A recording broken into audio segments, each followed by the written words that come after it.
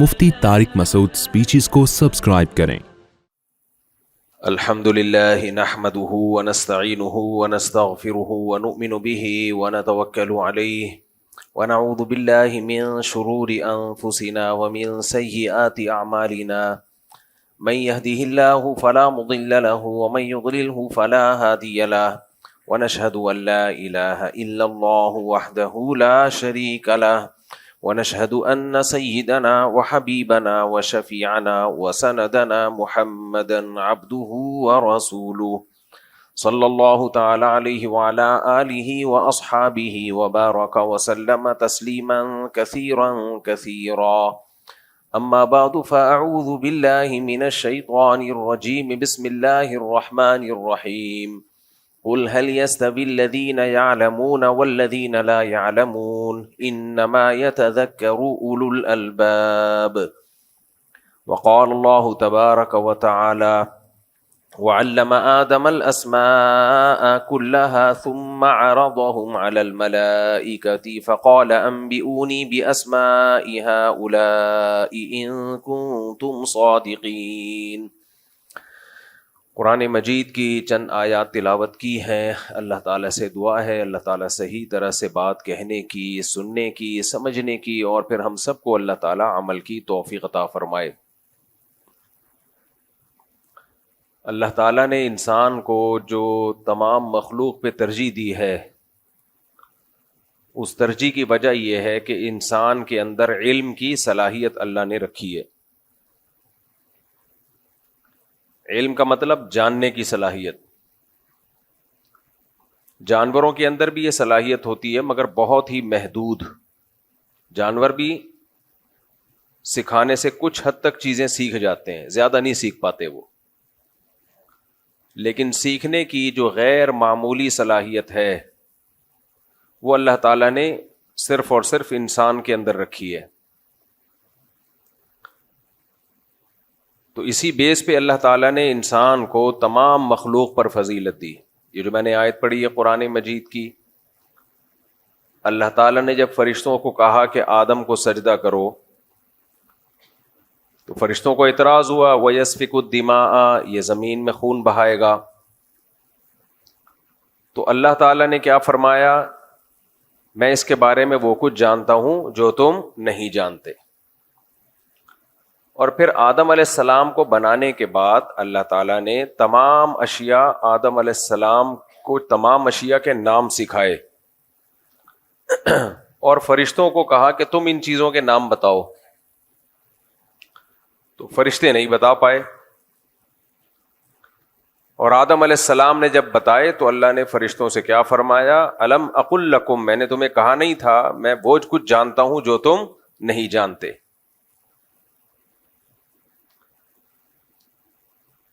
تو معلوم یہ ہوا کہ انسان کی جو فضیلت ہے نا وہ علم کی بیس پر ہے۔ اب جتنا زیادہ صاحب علم ہوگا اتنا زیادہ صاحب فضیلت ہوگا۔ اچھا، اللہ نے انسان کو علم کی صلاحیت دی، تو آپ کا کیا خیال ہے کسی کے اندر صرف صلاحیت ہونے سے فضیلت مل جاتی ہے اس کو؟ ایک آدمی میں دولت کمانے کی صلاحیت ہے مگر نہیں کماتا، اور دنیا کو بتاتا پھرتا ہے میرے اندر اتنی صلاحیت ہے، میں ہر مہینے کروڑوں روپے کما سکتا ہوں، میرے اندر اتنی صلاحیت ہے، میں یہ کر سکتا ہوں، میں وہ کر سکتا ہوں۔ تو لوگ کیا کہیں گے؟ بھائی تو کر کے دکھا دے۔ جب تک نہیں کر رہا یہ تو اور بری بات ہے کہ صلاحیت تیرے اندر اتنی ہے اور تو کچھ بھی نہیں کر رہا۔ تو تجھ سے بہتر تو وہ ہے جس میں صلاحیت ہی نہیں ہے، کم از کم وہ مجرم تو نہیں بن رہا۔ تو اللہ نے انسان کے اندر علم کی صلاحیت رکھی، یہ فضیلت کی بات ہے، لیکن یہ فضیلت کامل جبھی ہوتی ہے جب وہ اس صلاحیت سے فائدہ اٹھائے، اس صلاحیت سے فائدہ اٹھائے وہ۔ اب خوب اچھی طرح ایک بات کو سمجھیں، اللہ کرے یہ دماغ ذہن نشیں ہو جائے، یہ بات ذہن نشیں ہو جائے۔ علم کی دو قسمیں ہیں۔ ایک قسم علم کی وہ ہوتی ہے جو مقصود نہیں ہوتی لیکن ذریعہ مقصود ہوتی ہے۔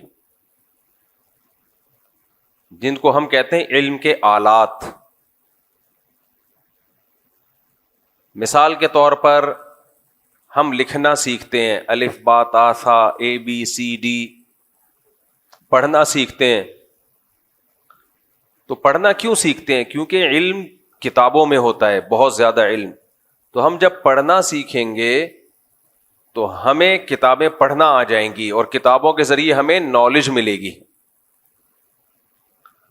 اب مجھے بتاؤ، ایک آدمی الف با تا ثا سیکھ گیا، اے بی سی ڈی سیکھ گیا، پڑھنا سیکھ گیا، لیکن پڑھتا نہیں ہے، اور وہ کہتا ہے مجھے انگلش بھی آتی ہے، مجھے اردو بھی آتی ہے، مجھے عربی بھی آتی ہے، مجھے اے بھی آتا ہے، مجھے بی بھی آتا ہے، مجھے الف بھی آتا ہے، مجھے با بھی آتا ہے. تو ہم کیا کہیں گے؟ بھائی تو نے علم کا جو ذریعہ تھا نا، وہ ذریعہ تو حاصل کر لیا، لیکن یہ ذریعہ ہے، یہ مقصود نہیں ہے. یہ بھی فضیلت کی بات ہے، لیکن یہ فضیلت بھی اس کے لیے ہے جو اس سے فائدہ اٹھائے. جو فائدہ نہیں اٹھاتا تو اس کا مطلب پھر وہیں آ کے کھڑا ہو گیا کہ بھائی جو علم کی صلاحیت ہے مگر علم حاصل کر نہیں رہا. اور بہت ساری چیزیں ہم سیکھتے ہیں، وہ مقصد نہیں ہوتی، وہ ذریعہ مقصود ہوتی ہیں. بچے کو آپ نے انٹرنیٹ کا استعمال سکھا دیا. آج کل کمپیوٹر سائنس میں ڈپلومے ہو رہے ہیں، ماسٹرز ہو رہے ہیں.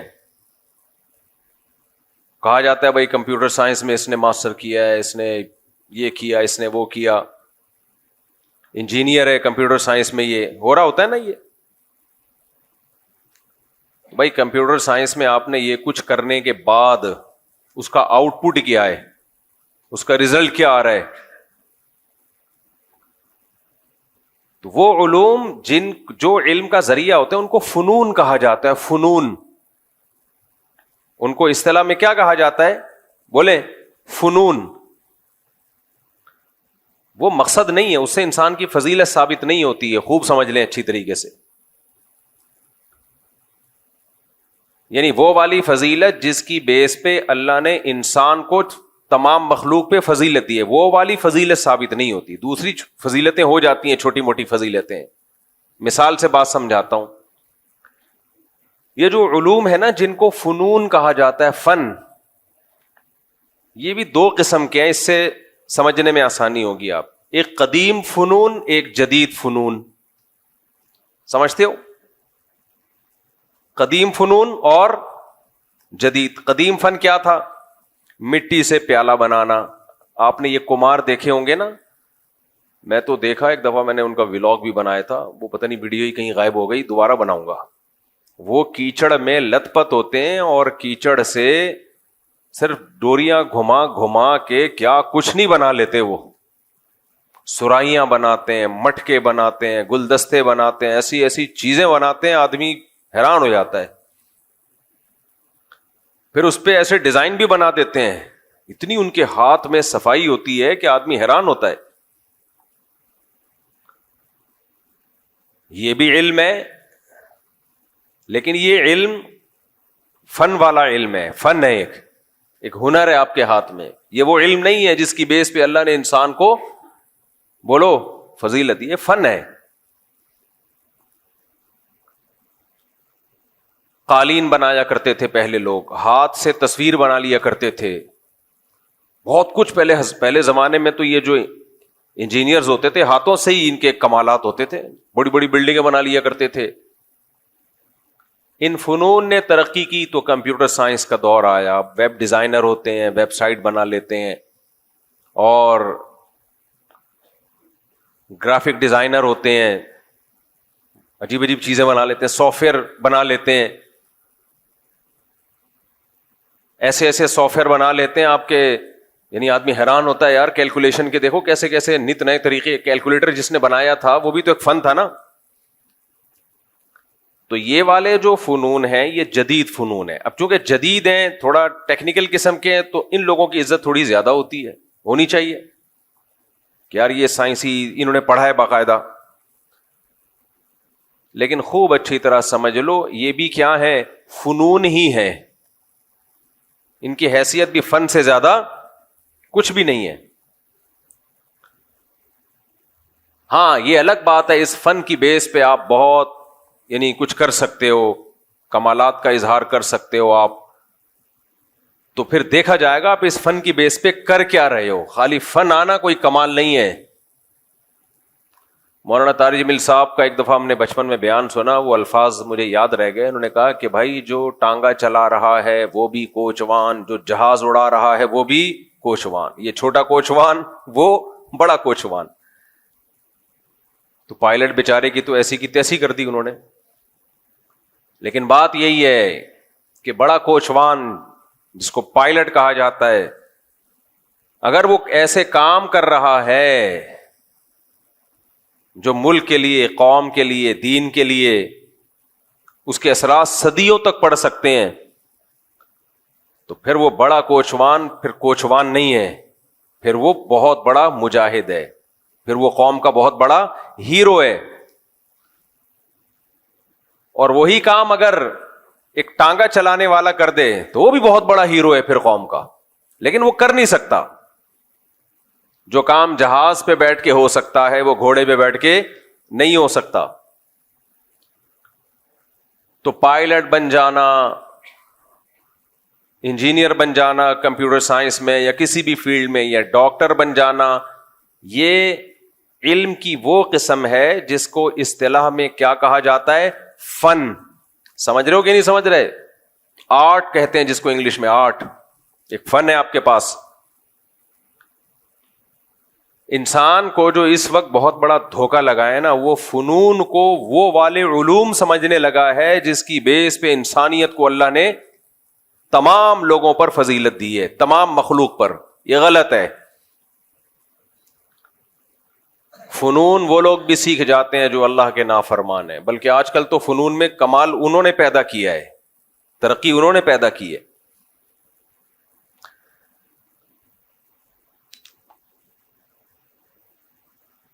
وہ علم جس کی بیس پہ اللہ نے انسان کو فضیلت دی ہے، اس علم کے لیے بھی ہمیں زبان سیکھنی پڑتی ہے. تبھی تو قرآن نے کہا نا، اقرأ باسم ربک الذی خلق خلق الانسان من علق اقرأ وربک الاکرم الذی علم بالقلم.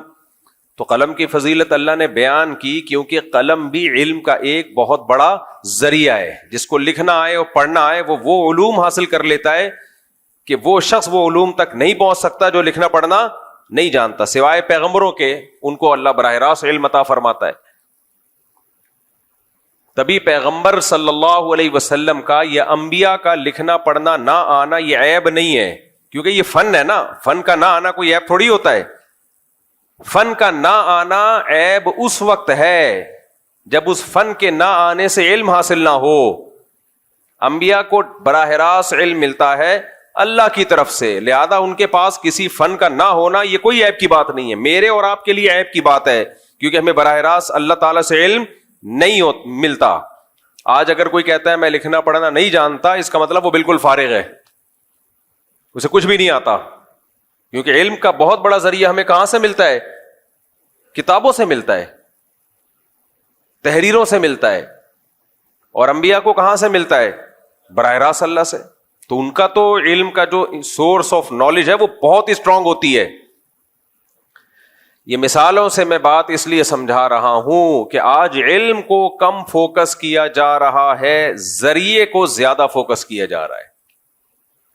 پڑھا لکھا اس کو سمجھا جاتا ہے جس کو انگلش آتی ہے، پڑھا لکھا اس کو سمجھا جاتا ہے جو کمپیوٹر پہ ٹھش پش بولو کر سکتا ہے. پڑھا لکھا اس کو سمجھا جاتا ہے جو جہاز اڑا سکتا ہے. پڑھا لکھا اس کو سمجھا جاتا ہے جو جس کے پاس ڈگریاں ہیں. او بھائی یہ پڑھا لکھا نہیں ہے، یہ بھی ہے لیکن وہ والا پڑھا لکھا جس کو قرآن پڑھا لکھا کہتا ہے. دیکھو قرآن تو بڑے بڑے پڑھے لکھوں کو جاہل کہہ کے خطاب کر رہا ہے. قرآن نے ایھا الجاہلون کہا نا، قرآن میں مشرکین مکہ کو ایھا الجاہلون ہے جاہلو، حالانکہ وہ تو بہت سے ان میں لکھنا پڑھنا جانتے تھے. بعض نے تو مسلمانوں کو لکھنا پڑھنا سکھایا ہے، لیکن قرآن ان کو کیا کہہ رہا ہے؟ بولو جاہلو. بہت سارے پیغمبر دنیا میں آئے، تو ان کی قوم کے پاس جو فنون تھے نا، وہ پہاڑوں کو تراش کے گھر بنانا جان لیا کرتے تھے. پہاڑوں کو تراشتے تھے اور پورے پورے محل کھڑا کر لیا کرتے تھے. یہ بھی تو ایک نالج تھی کہ نہیں تھی؟ یہ بھی تو ایک نالج تھی، علم تھا. لیکن یہ علم کون سا علم تھا؟ فن والا، فنون. ایک آرٹ تھا کہ پہاڑوں کو کھودیں گے اور پہاڑ کے اندر پورا محل بنا دیں گے. مجھے اور آپ کے پاس یہ علم نہیں ہے. حتیٰ کہ جو پیغمبر آئے ان کو بھی نہیں یہ فن آتا تھا.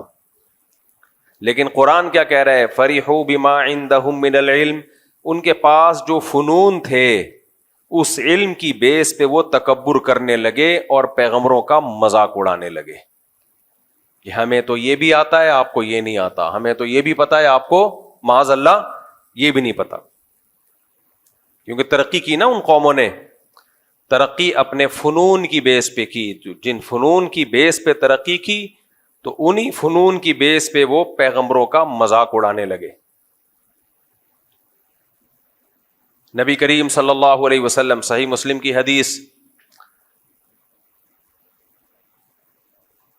آپ صلی اللہ علیہ وسلم نے صحابہ کرام سے کو جب دیکھا کہ وہ تعبیر نخل کرتے ہیں مدینہ منورہ میں، یعنی کھجور، نر کھجور کا بھور ڈالتے ہیں مادہ کھجوروں پہ، اس سے کھجور بہت پیدا ہوتی ہے.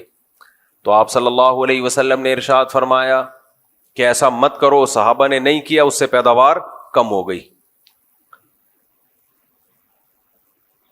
تو صحابہ نے شکایت کی کہ یا رسول اللہ، ہم نے آپ کے مشورے پر عمل کیا اور پیداوار کم ہو گئی. تو آپ صلی اللہ علیہ وسلم نے فرمایا انتم اعلم بامور دنیاکم منی، تم دنیا کے معاملات مجھ سے زیادہ بہتر جانتے ہو. اور انما انا بشر مثلکم، میں تمہاری طرح کا انسان ہوں. میں جب تمہیں دین کے بارے میں کسی بات کا حکم دوں تو اس کو بجا لاؤ، اور جب دنیا کے بارے میں حکم دوں انتم اعلم بامور دنیاکم منی، تو دنیا کے معاملات تم مجھ سے زیادہ جانتے ہو. کہتے ہیں کہ جو نبی کی باتیں ہیں نا، وہ باتیں ہی نبی کی نبی ہونے کی دلیل ہے. آج کوئی چھوٹا سا پیر بن جائے نا، یہ ٹاپک سے ہٹ رہا ہوں لیکن ہٹنے دو، تھوڑا سا پیر بن جائے نا، پھر اس کے دعوے دیکھو. مارکیٹ میں ہول سیل کے حساب سے پیر و مرشد ہیں. پتھر اٹھاؤ پیر نکلے گا. یہ میرے مرشد ہیں، یہ میرے اس کے مرشد، یہ فلانے کے مرشد، یہ ڈمکانے کے مرشد. اس مرشدوں کے حالات دیکھو. مرشد کو پتا ہوتا ہے میرے اوپر کیا حالات گزر رہے ہیں. مرشد کبھی غلط بات کر ہی نہیں سکتا. مرشد سے پوچھ کے شادیاں ہو رہی ہیں، مرشد سے پوچھ کے طلاقیں ہو رہی ہیں، مرشد سے پوچھ کے کاروبار ہو رہے ہیں. وہ مرشد ہے یا اس ایک انسان سب کچھ نہیں ہو سکتا. مرشد دوائیں بھی مرشد دیتے ہیں. جو مرشد کا اوریجنل کام ہے وہ نہیں کر رہے، باقی سارے کام مرشد. جو مرشد کا کام تھا لوگوں کے ظاہر باطن کی اصلاح کرنا. ظاہر باطن کی، ظاہر کے مطلب کیا؟ کبیرہ گناہ چھڑوا دینا، نمازوں کی پابندیاں کروا دینا، داڑھی رکھوا دینا. مرشد کی مرید میں اگر کوئی عورت ہے تو اس سے پردہ کروا دینا، شوہر کا فرما بردار بنوا دینا، اس کے اخلاق درست کروا دینا، حرام چھڑوا دینا، کاروبار میں رشوت لیتے ہو رشوت چھڑوا دینا. یہ ونس اپون اے ٹائم پیر و مرشد کا کام ہوا کرتا تھا. Once upon a time. سمجھ میں آ رہی ہے بات کہ نہیں آ رہی؟ پہلے زمانے میں پیر کسے کہا جاتا تھا؟ پیر اسے کہا جاتا تھا، دیکھو انگریزوں میں بھی پیر و مرشد ہوتے ہیں، وہ اس کو کہتے ہیں کاؤنسلنگ کرنے والا، مینٹور.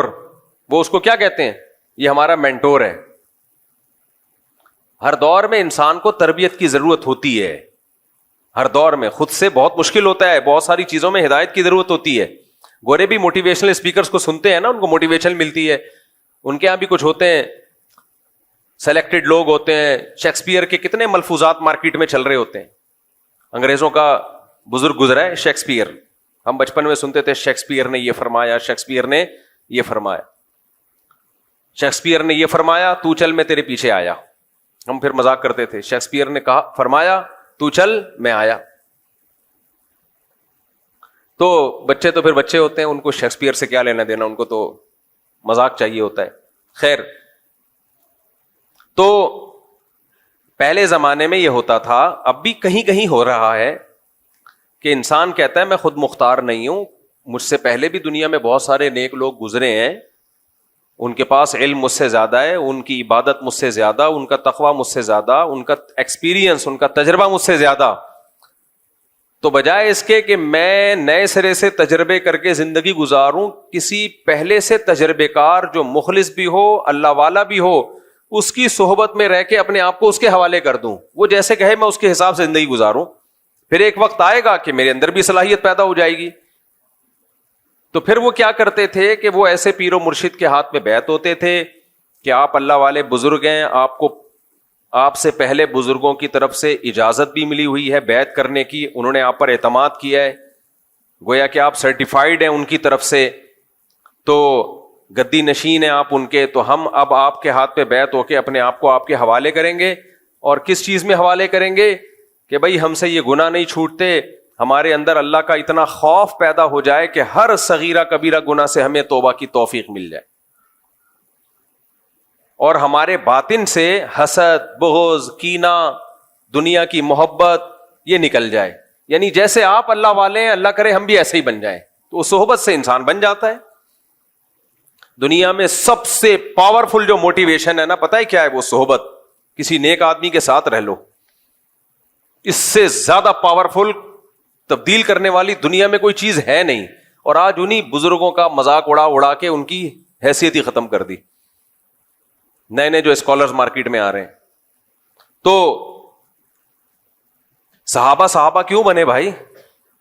سید الانبیاء صلی اللہ علیہ وسلم کی صحبت میں. تعلیمات تو ہمارے پاس بھی ہیں, نبی کی حدیثیں ہمارے پاس بھی ہیں, نبی کا دیا ہوا قرآن آج بھی محفوظ ہے یا نہیں ہے؟ کیا خیال ہے بھائی؟ لیکن میں اور آپ میں سے کوئی ان تعلیمات کو فالو کر کے صحابی بن سکتا ہے؟ نہیں بن سکتا بھائی. انہوں نے نبی کی صحبت میں ٹائم گزارا ہے, وہ کیفیات پیدا ہی نہیں ہو سکتی ہماری جو صحابہ کی تھیں, ناممکن ہے. نوح علیہ السلام کا بیٹا کافر تھا, نوح علیہ السلام نے اس کی فکر نہیں کی ہوگی ہدایت کی؟ بولو, پیغمبر سے زیادہ پاور کسی کی تبلیغ میں ہو سکتی ہے؟ کوئی ایک پہلو بھی نوح علیہ السلام نے اپنے بیٹے کی تربیت کا چھوڑا نہیں ہوگا, کیونکہ انبیاء ہر لحاظ سے کامل ہوتے ہیں. اس کے باوجود کیسا بدبخت, طوفان اپنی آنکھوں سے دیکھ رہا ہے پھر بھی ایمان نہیں لے کر آیا. نوح علیہ السلام نے بتایا کہ اس وقت بارش ہوگی, طوفان آئے گا. پہلے کوئی محکمہ موسمیات والا کہ جو محکمہ ہی اتنا فعال نہیں تھا, جب بارش آنا شروع ہوئی تو یقین ہو جانا چاہیے تھا کہ میرے والد اللہ کے پیغمبر ہیں, انہوں نے بتایا تھا طوفان آئے گا, اور دیکھو آنا شروع ہو گیا. لیکن اپنی آنکھوں سے طوفان دیکھ رہا ہے. نوح علیہ السلام نے آخری بار موقع دیا, آ جا میری کشتی میں. کیا بھائی چلا جاتا, احتیاطاً چلا جاتا, کیا خیال ہے؟ کیا چانس تو ہے, لیکن کیسے دلوں پہ مہر لگی ہے. کیا کہہ رہا ہے؟ سآوی الی جبل یعصمنی من الماء, میں ان قریب پہاڑ پہ چڑھ جاؤں گا جو مجھے پانی سے بچا لے گا. نوح علیہ السلام نے کہا لا عاصم اليوم, آج اللہ کے عذاب سے بچانے والا کوئی بھی نہیں ہے. اور اسی دوران ایک بڑی لہر آئی اور اس کو ڈبو دیا اس کو. تو یہ کیوں نوح علیہ السلام کا بیٹا اتنا سخت دل کیوں تھا؟ صحبت جو چاروں طرف اس کو ملی ہے وہ نیک لوگوں کی بولو نہیں تھی, وہ برے لوگوں کی صحبت تھی. چاروں طرف غیر مسلم, چاروں طرف اللہ کے باغی. تو نوح علیہ السلام کا بیٹا ان کے ہاتھوں سے نکل گیا. لوط علیہ السلام کی بیوی, لوط علیہ السلام نے نکاح سے پہلے بھی دیکھا ہوگا نا, تحقیق کی ہوگی, کیا خیال ہے؟ یا وہی ایسے ہی نکاح کر لیا ہوگا جہاں سے بھی پیغام آیا بس نکاح کر لیا؟ کیا پیغمبر یہ غلطی کر سکتے ہیں؟ کتنا سوچ بچار کے بعد نکاح کیا آپ نے. جو جس چیز سے نوح علیہ السلام قوم کو روک رہے ہیں, لڑکوں سے بدفعلی, اسی میں لوط علیہ السلام کی بیوی مخبر بنی ہوئی ہے, مخبر بنی ہوئی ہے. وجہ کیا تھی بھائی؟ چاروں طرف ماحول برائی کا. اس لیے میں بار بار کہتا ہوں جو لوگ یورپ میں جا کے رہتے ہیں فیملیوں کے ساتھ, وہاں گیدرنگ تلاش کرو, مسلم کمیونٹی تلاش کرو, وہاں جا کے رہو, اڑوس پڑوس میں مدرسہ مسجد, مسلمان نظر آئیں آپ کو, نیک لوگ نظر آئیں. ورنہ خدا کی قسم جو تباہ ہوتی ہے نا اولاد, کانوں کو ہاتھ لگائے آدمی. وہاں سستے کے چکر میں کچھ لوگوں نے کیا کیا, ابھی تو میرا امریکہ سے ابھی بھی آیا ہوں نا تازہ, وہ مجھے وہ یاد آ جاتا ہے, ان کا وہ کلپ بنایا تھا تازہ والا. خیر, وہاں کچھ لوگ کیا کرتے ہیں, سستے کے چکر میں, امریکہ میں لا یہ ہے کہ جو بھی گاؤں دیہات میں یا دور رہے گا نا تو اس کو بینیفٹس بہت ملتے ہیں. ان لوگوں نے ہر چیز میں پلاننگ کی ہوئی ہے.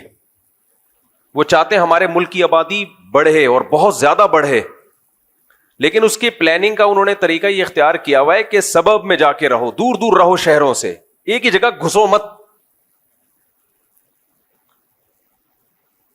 ہم ڈھاکہ گئے نا بنگلہ دیش میں, ماشاءاللہ بہت آبادی, لیکن اتنا چھوٹا شہر, اسی میں سب ہیں. اب ایک فیملی کے 8-10 بچے پیدا ہوئے تو اوپر والے پورشن میں, اس کے مزید پیدا ہوئے تو اس سے اوپر والے پورشن میں, مزید ہوئے تو اور اوپر والے پورشن. ابے بھائی کیا آپ معراج پہ جا رہے ہو, کیا کر رہے ہو, آسمان پہ جا رہے ہو کہ ستارے توڑنے کا ارادہ ہے؟ آبادی کو پھیلاؤ نا. اس کا نقصان کیا ہوتا ہے؟ حالانکہ بنگلہ دیش میں اسپیس بہت ہے, بہت اسپیس ہے بنگلہ دیش کے پاس, بہت خوبصورت کنٹری ہے. بھائی پھیلاؤ آبادی کو, لیکن یہ کام عوام کا نہیں ہوتا. یہ پلاننگ کس کی ہوتی ہے؟ گورنمنٹ کی. گورنمنٹ جب صحیح ہوتی ہے تو پلاننگ کرتی ہے پبلک کے لیے, تو سب خوش ہوتے ہیں. ہمارے یہاں گلستان جوہر میں دیکھ لو, کھارا میں دیکھ لو, یہی ہو رہا ہے. بلکہ مجھے تو ایسا لگتا ہے کھارا میں نیچے کو جا رہے ہیں, دھستا جا رہا ہے کھارا. تو گھسے چلے جائیں گے. پھر میرے اوپر اعتراض کرتے ہیں کہ آبادی پہلے ہی اتنی بڑی ہوئی ہے, لوگوں کے پاس رہنے کی جگہ نہیں ہے, اور یہ مولوی کہتا ہے دے دنادن بچے پیدا کرو. بھائی بچوں پیدا کرو, جگہ بہت ہے. آپ کا دماغ خراب ہے کہ ایک ہی جگہ پہ گھس رہے ہو. اب میں نے اللہ کا فضل سے, اب جب میرے اتنے سارے بچے ہیں تو ایک کمرے میں تھوڑی گھسڑے ہوئے ہیں سارے, میں نے ایک کمرے میں ان کو سب کو گھسیڑ دوں, یا 1-2 کمروں کے گھر میں 4 بیگمات اور 18-19 بچے گھسیڑ دوں, تو یہ اپنے ساتھ بھی ظلم ہوگا, ان کے ساتھ بھی ظلم ہوگا. پھیلاؤ بھائی, دور دور کرو, سستی جگہ لو, دور لو سستی جگہ. تو اب وہاں گورنمنٹ کیا کرتی ہے, کیونکہ گورنمنٹ وہ لوگ بہرحال اپنی قوم کے ساتھ خیر خواہ ہیں, وہ لوگ دوسروں کے ساتھ جیسے مرضی ہوں. وہاں گورنمنٹ یہ کرتی ہے کہ بھائی وہ کہتی ہے کہ جاؤ دور دراز علاقوں میں جا کے رہو, تمہیں وہاں زیادہ سہولتیں ملیں گی, ٹیکس کم سے کم ہوگا. اب ٹیکسز ایک جگہ ہے جہاں اسپیس بہت بڑا صوبہ ہے, گورنمنٹ نے بول دیا, پالیسی بنا دی, جو امریکہ کی اسٹیٹ ٹیکسز میں رہے گا اس کا ٹیکس کیا ہوگا, ٹیکس فری ہوگا وہ, یا کم ہوگا. تو اب جیسے ہی کسی شہر میں آبادی بڑھتی ہے, لوگ سستے کے چکر میں کہاں چلے جاتے ہیں؟ ایسی اسٹیٹس میں جاتے ہیں جہاں کھلے ڈلے ہیں. ہمارے یہاں ایسی کوئی پالیسی نہیں ہے. ایک زمانے میں تو پورے پاکستان کی آبادی کراچی کی طرف رخ کر رہی تھی, پھر یہاں حالات خراب ہوئے تو تھوڑا سا باہر ہو گئے, ورنہ سب کراچی. ماشاءاللہ کراچی ہے بھی ایسا برکت والا شہر, تو سب آ کے یہاں کیا نتیجہ نکلے گا میرے بھائی؟ پھر اوپر جاتے رہیں گے, فلیٹوں میں گھسے, کھڑکیوں سے نکل کے گر رہے ہیں. تو خیر کہاں سے کہاں میں چلا گیا. تو بنگلہ دیش میں ڈھاکہ شہر کی آبادی اتنی ہے کہ وہاں کی گورنمنٹ کو چاہیے کہ اس جیسا ایک اور شہر آباد کرے, اور بولے اب اس شہر میں رہنے کی مزید کسی کو اجازت نہیں ہے. یہ پلاننگ کون کرتی ہے؟ حکومت کا کام ہے یہ. تو ہمارے ملکوں میں چاہے پاکستان ہو, چاہے انڈیا ہو, چاہے بنگلہ دیش ہو, ہم ہیں تو تینوں ایک ہی ماں باپ کی اولاد نا. ابے انڈیا, پاکستان, بنگلہ دیش یہ ہیں اصل میں ایک ہی باپ کی اولاد. بعد میں اختلافات کی وجہ سے, جیسے 3 بھائیوں میں لڑائی ہوتی ہے تو شادی کے بعد الگ الگ ہو جاتے ہیں, تو ہم لوگ بھی کیا ہو گئے, انڈیا پاکستان بنگلہ دیش الگ الگ ہو, لیکن ہیں اصل میں کیا, بلڈ ایک ہی ہے. تو حرکتیں تینوں کی سیم ہیں, حرکتیں ہم تینوں کی سیم ہیں. ان حرکتوں میں یہ بھی کہ اسپیڈ فل ہے, مینجمنٹ 0 ہے. اب گورنمنٹ کہتی ہے اسپیڈ روکو, نا اسپیڈ نہیں روکے گا. ہمارا سرمایہ اولاد ہے بھائی. ہمارے لیے سب سے بڑا گفٹ قرآن کی نظر میں کیا ہے؟ اولاد. کیوں روکے بھائی؟ ہم پاگل ہیں کیا؟ اپنی خوشیاں چھین لیں ہم؟ تم پلاننگ نہیں کرتے آبادی کو پھیلانے کی، تو ہم تمہاری نااہلی کی وجہ سے اپنی خوشیاں چھین لیں ہم بھائی، اپنے گھروں کی رونق کو ہم ختم کر دیں، یہ نہیں ہوگا. تو خیر، تو کہاں سے کہاں چلا گیا بھائی؟ یار بات کیا چل رہی تھی؟ دیکھو، علم تو دو طرح کا ہوتا ہے. میں امریکہ میں کیسے آیا؟ وہاں کے ماحول کی بات کر رہا تھا میں. تو اب وہاں بعض لوگ کیا کرتے ہیں کہ ان کو پتا ہے کہ یہاں مسلم کمیونٹی ہے چاروں طرف، یہ گجرانوالا کا ہے، یہ گجرات کا ہے، وہ کراچی کا ہے، وہ پشاور کا ہے، یہ سارے اپنے لوگ ہیں. تو وہ کیا کرتے ہیں کہ کچھ بینیفٹس ان کو ملتے ہیں دور دراز علاقوں میں جا کے رہنے کے، تو سستے کے چکر میں وہ ایسی جگہوں پہ چلے، دور دراز بھی جاؤ لیکن اڑوس پڑوس میں کوئی مسجد مدرسہ تو ہو نا، یا جا کے بنا لو کم از کم. چاروں طرف جب غیر مسلم ہیں اور آپ سستے کے چکر میں وہاں چلے گئے اور یہ سوچ کے کہ میں اپنی اولاد پہ کنٹرول رکھوں گا، تو نوح علیہ السلام کا اپنی اولاد پہ کنٹرول نہیں رہا. میرے بھائی، ہم اور آپ کس کھیت کی مولی ہیں؟ تو میں تو وہاں ہو کے آیا ہوں. جو بچے بگڑتے ہیں وہ وہاں کا بگڑا ہوا چھوٹا بگڑا ہوا نہیں ہوتا. یہاں کا بگڑا ہوا کیا ہوگا؟ اتنا ہی ہوگا کہ ایک دن جیب سے سگریٹ نکلی تو ابا نے 2 چماٹے لگا دیا، آئندہ نہیں پینا، یہی بگڑا ہوا ہوگا نا.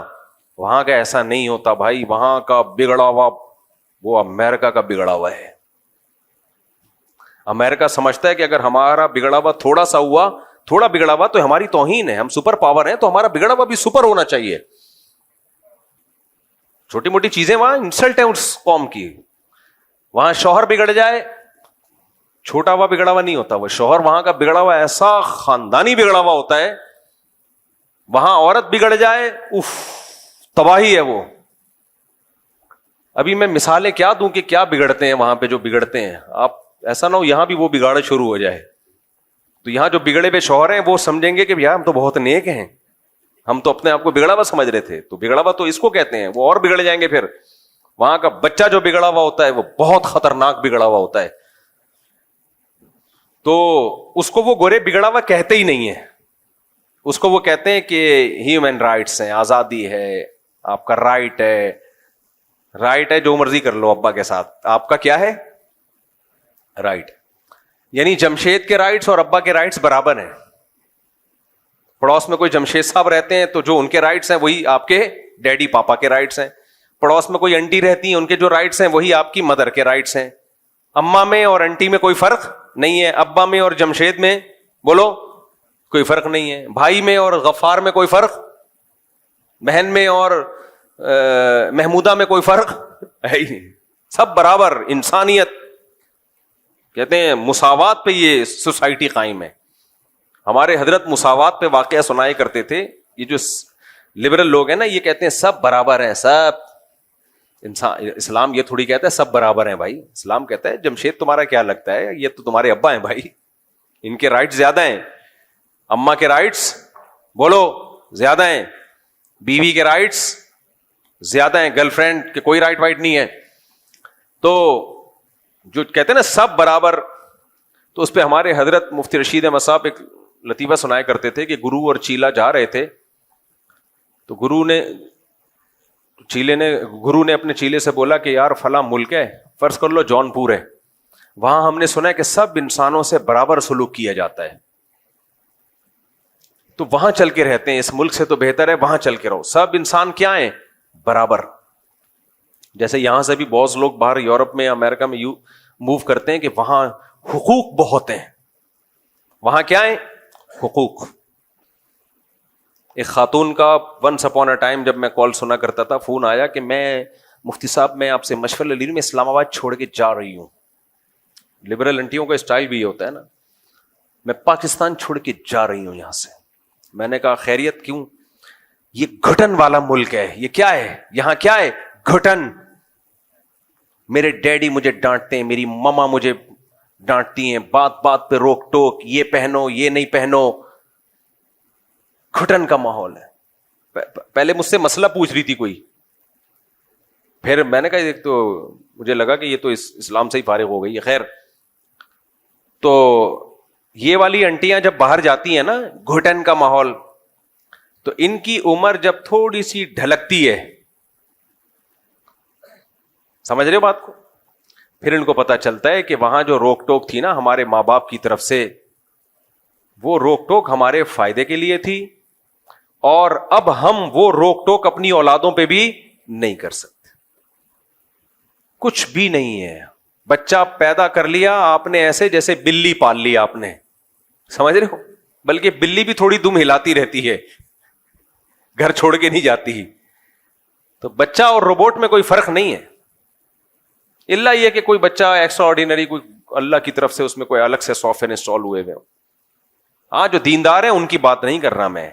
ایک تو فوراً کمنٹس نیچے بہت آنا شروع ہو جاتے ہیں، ہمارے یہاں تو ایسا نہیں ہے، ہم تو یہاں 20 سال سے رہ رہے ہیں امریکہ میں. بھائی آپ کے علاوہ کی بات کر رہا ہوں میں، آپ کی بات ہی نہیں کر رہا میں. جنہوں نے کنٹرول کیا ہوا ہے، دینی ماحول دیا ہوا ہے، وہ الگ ہے. تو خیر، تو اب کیا ہے، تو وہ کیا ہے کہ سستے کے چکر میں رہتے ہیں، ایسی جگہوں پہ جا کے 4 مہینے تبلیغ میں لگے ہوئے، سال ابا کے تبلیغ میں لگے ہوئے. بچہ مرتد ہو گیا ہے، ملحد ہو گیا، خدا کا منکر ہے، خدا کا انکار کر رہا ہے وہ، کیونکہ چاروں طرف سن کیا رہا ہے، وہ اسلام کے اگینسٹ باتیں سن رہا ہے چاروں طرف. اور پھر اٹریکشن اتنی ہے، شراب، کباب، اسلام تو ان سب چیزوں سے روکتا ہے. تو وہ اپنے ابا کو اماں کو بیوقوف سمجھنا شروع کر دیتا ہے کہ یہ بیوقوف ہے. بھائی تھوڑے دنوں میں تمہیں پتا چلے گا کہ بیوقوف کون تھا، کون بیوقوف تھا. خیر، تو وہاں جب رہتے ہیں تو اس صحبت کے اثرات کیا ہوتے ہیں. بچے گئے، میں یورپ جب گیا نا تو مجھے یاد ہے ایک والدین میرے پاس آئے، انہوں نے کہا کہ ہماری بیٹی مرتد ہو گئی تھی بالکل، اور وہ ماں باپ دیندار تھے، الگ سے مجھ سے ملنے کے لیے آئے، اور کوئی دعوت اس پہ اثر نہیں کر رہی تھی، بالکل اسلام چھوڑ دیا تھا اس نے. خون کے آنسو روتے ہیں جن کے دل میں ذرا سی بھی غیرت ہو. پھر انہوں نے میرا شکریہ ادا کیا کہ آپ کے بیانات مسلسل سنتے سنتے سنتے سنتے الحمدللہ دوبارہ مسلم ہو گئی ہے. میرا کیا کمال ہے، تو اسلام کا کمال ہے، اسلام میں اٹریکشن ہے. لیکن انہوں نے کہا کہ آپ کے سنے اس لیے کہ تھوڑا لائٹ موڈ میں آپ نے باتیں کی ہیں، ورنہ وہ بعض دفعہ ہمارے بعض مولانا، سارے تو نہیں بھائی، بڑے اچھے ہم سے تو زیادہ ہی اچھے لوگ ہیں، وہ ایسی سخت اسٹائل میں بات کرتے ہیں کہ وہ بندہ قریب آنے کے بجائے دور ہو جاتا ہے. میں بتا رہا تھا نا، ایک مولوی صاحب بیان کر رہے تھے، میں جمعے کا دن گیا ان کا بیان سننے، تو حضرت علی نے فرمایا. تو مجھے بھی خیال ہوا حضرت علی نے آرام سے فرمایا تھا، تو آپ بھی کس سے فرما دیں، اتنی زور سے حضرت علی فرما سکتے ہیں؟ حضرت علی نے جتنا شائستہ لہجے میں، حضرت علی کے تو اخلاق مشہور ہیں بھائی، تو آپ بھی اتنے آرام سے فرما دیتے. تو کبھی کبھار زور خطابت میں چیخنا چلانا بھی اچھا لگتا ہے کبھی کبھار، لیکن ٹاپک بھی ہونا وہ. تو ہمیشہ یہ جو دلائل کی بات آسان انداز سے ہی، مدلل انداز سے ہی ہونی چاہیے. خیر، تو نوح علیہ الصلوۃ والسلام، لوط علیہ السلام کی بیوی صحبت کی وجہ سے، ماحول کی وجہ سے خراب ہوئی. جب مجھے کہتے ہیں نا لوگ، مفتی صاحب میں لندن آیا تھا اپنی باپردہ بیوی کو لے کے، اس نے مجھے کہا کہ مجھے جاب کی اجازت دو. میں نے کہا چلو ٹھیک ہے. انسان تنگ نظر نہیں ہونا چاہیے، براڈ مائنڈیڈ ہونا چاہیے. تو میں نے اجازت دے دی. اب وہ میرے ہاتھوں سے نکل گئی، وہاں کسی گورے پہ عاشق ہو گئی ہے. سب عورتیں ایسی نہیں ہوتی بھائی، بہت ساری نیک خواتین جاب کر رہی ہیں، لیکن بہت سی ہو بھی جاتی ہیں. تو میں اس کو مثال دیتا ہوں لوط علیہ السلام کہ بھائی پیغمبر اپنی بیوی کو نہیں بچا سکے یار، اور تو اس ماحول میں اجازت دے رہا ہے جا کے. یہ سارا مسئلہ کھڑا ہوتا ہے جب قناعت ختم ہو جائے، زیادہ کی ہوس. پہلے فیصلہ کرو کہ اگر سب کچھ پیسہ ہی ہے تو کمبختوں پھر شادی کرتے کیوں ہو؟ ہے بھائی، اگر سب کچھ پیسہ ہی ہے، دیکھو کچھ لوگ تو اس لیے شادی کرتے ہیں کہ وہ پیسہ ہے، ان کا تو ہدف ہی کیا ہے؟ دولت. ان کی بیگم اگر کھسک بھی جائے تو ان کی صحت پہ کوئی فرق نہیں پڑتا. یہ ولاگر دیکھ لو نا، جب اپنی خوبصورت بیویوں کو لا کے دنیا کے سامنے رکھتے ہیں تو یہ کیوں رکھتے ہیں؟ اپنی بیویاں کیوں دکھاتے ہیں خوبصورت خوبصورت بیویاں ادھورے کپڑوں میں؟ پیسہ ہے تو ان کا مقصد ہی شادی سے کیا ہے؟ آپ کو لوگ چپ کیوں بیٹھے ہو بھائی؟ پیسہ مقصد ہے نا، تو جب ہدف پیسہ ہے تو پھر ٹھیک ہے، غیرت ویرت ایک طرف رکھو. لیکن اگر ہدف پیسہ نہیں ہے بلکہ پیسے سے کچھ اور مقصد ہے، دیکھو ہم جو پیسہ کماتے ہیں کیوں کماتے ہیں؟ سواری اچھی ہو جائے، کیا خیال ہے؟ گھر اچھا ہو جائے، یہی ہے نا؟ خوراک اچھی ہو جائے، کیا خیال ہے؟ بیمار ہو تو علاج اچھا ہو جائے. اب آپ کے پاس پیسہ آ گیا، نہ خوراک اچھی رکھ رہے ہو، نہ گھر اچھا بنا رہے ہو، نہ سواری اچھی رکھ رہے ہو. کیوں یہ سب کام کر رہے ہو؟ تاکہ پیسہ خرچ نہ ہو جائے. تو پرلے درجے کے بے وقوف کہلاؤ گے کہ نہیں کہلاؤ گے؟ اگلا بولے گا بھائی نوٹوں کو کھائے گا کیا؟ صحیح. تو ہر چیز کا ایک مقصد ہوتا ہے. اسی طرح پیسے کا ایک مقصد یہ بھی ہوتا ہے کہ بیوی اچھی مل جائے، یہ بھی ایک مقصد ہوتا ہے. لیکن اس بیوی کا مقصد کیا ہوتا ہے؟ اس کا مقصد ہوتا ہے گھر سنبھالنا. مثال کے طور پر پیسے کا مقصد ایک بہت سارے ادھر میری طرف توجہ، یہ گارڈ تبدیل ہوتے رہتے ہیں، ادھر توجہ، آپ یہاں مجھے سننے کے لیے آئے ہو. دیکھو پیسے کا کہ بہت سارے مقاصد میں ایک مقصد اچھا کھانا بھی ہے، کیا خیال ہے؟ اب آپ نے کیا کیا؟ اچھا کھانا خرید لیا، مرغے ورغے بکرے پائے وائے بڑا زبردست. اب کھا نہیں رہے آپ اس کو، کہہ رہے ہیں یہ میں نے پیسے سے اچھا کھانا خریدا تو ہے لیکن جہاں اچھے ریٹ لگیں گے اس کھانے کو بیچ دوں گا میں.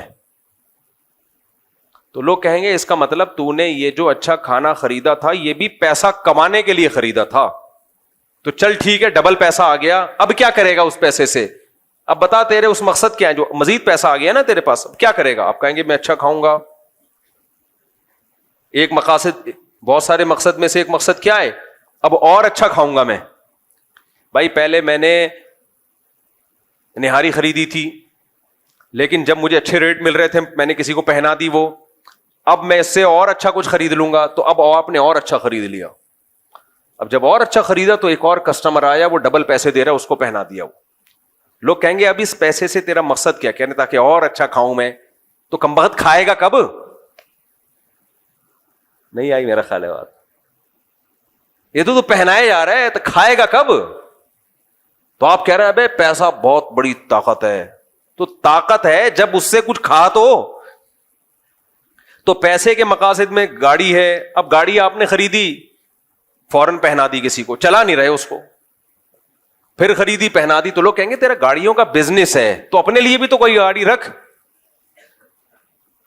اپنے لیے نہ تو گاڑی رکھ رہا ہے، نہ تو گھر بنا رہا ہے، نہ تو کھانا اچھا کھا رہا ہے، تو اس کا مطلب تو پیسے کو خدا سمجھتا ہے. تو خوب سمجھ لو جیسے پیسے میں یہ ساری چیزیں مقصد ہوتی ہیں تو پیسے سے ایک مقصد یہ بھی ہوتا ہے کہ شادی ہو جائے میری مناسب جگہ پر. غریب آدمی کو کوئی دیتا ویتا نہیں ہے آج کل، اور دے بھی دے تو خرچے پورے ہونا مشکل ہو رہے ہوتے ہیں اس کے لیے. تو آپ نے پیسہ کمایا کہ یار شادی ہو جائے گی، نفقہ آسانی سے اٹھا لوں گا میں. اب اس شادی جب آپ کی ہوئی ہے تو شادی سے جیسے کھانا جب آپ نے خریدا تھا تو اس کا مقصد کیا تھا؟ اس کو بیچنا یا کھانا؟ کھا نہیں رہے تو کس کام کا ہے وہ کھانا بھائی؟ تو ایسے جب آپ کی شادی ہوئی تو وہ کس کام کے لیے تھی؟ گھر بسانے کے لیے یا وہ بھی کمانے کے لیے؟ اگر اس کو بھی گھر سے باہر ہی بھیجنا تھا تو اس تکلف کی ضرورت کیا تھی یار تمہیں؟ مجھے لگتا ہے یا تو آپ پاگل ہو گئے یا میں پاگل ہو گیا ہوں، کیونکہ میں پوری دنیا میں جاتا ہوں تو میری سوچ کے خلاف ہی لوگ نظر آ رہے ہوتے ہیں. بیگم بھی جاب کر رہی ہے، شوہر بھی جاب کر رہا ہے، رات کو دونوں کی ملاقات کے سلسلے میں حاضر ہو جاتے ہیں. کوئی مجبوری ہو تو ایک الگ بات ہے بھائی، بھوکا مر رہا ہو تو ایک الگ بات ہے، لیکن تو پیسے والے لوگ یہ کام کر رہے ہوتے ہیں. ابے تو تم نے کیوں کیا؟ تو کمانے کے لیے کیا ہے تو وہی ہو گیا، کھانا خریدا اور کھانے کے بجائے بیچ دیا اس کو. اس کا مطلب تم نے خریدا تھا کھانے کے لیے نہیں بلکہ کمانے کے لیے خریدا ہے. تو یہ کمبختوں کو یہی نہیں پتا چل رہا کہ یہ ہوتی کیوں ہے شادی، کس سلسلے میں ہوتی ہے یہ. بھائی یہ اس سلسلے میں ہوتی ہے گھر سنبھالے، بچے پیدا کرے، وہ نسل بڑھائے آپ کی. وہی کام نہیں ہو رہا، باقی سارے کام عورت سے لیے جا رہے ہیں. تبھی شادی میں پہلے دیکھا جا رہا ہے کہ ڈاکٹر ہو اور انجینئر ہو اور فلانا ہو اور ڈمکانی ہو، پھر جب وہ جوتے لگاتی ہے نا شادی ہونے کے بعد کہتے ہیں میں نے تو بڑی پڑھی لکھی خاتون سے شادی کی. پڑھی لکھی ہونا بالکل ایک ڈفرینٹ چیز ہے, گھر سنبھالنا بالکل ایک ڈفرینٹ چیز ہے. اس کا پڑھائی سے کیا تعلق ہے؟ بایولوجی میں وہ اس نے یہ پڑھا کہ گھر کیسے سنبھالا جاتا ہے, بایولوجی کی کتابوں میں ہے بھائی.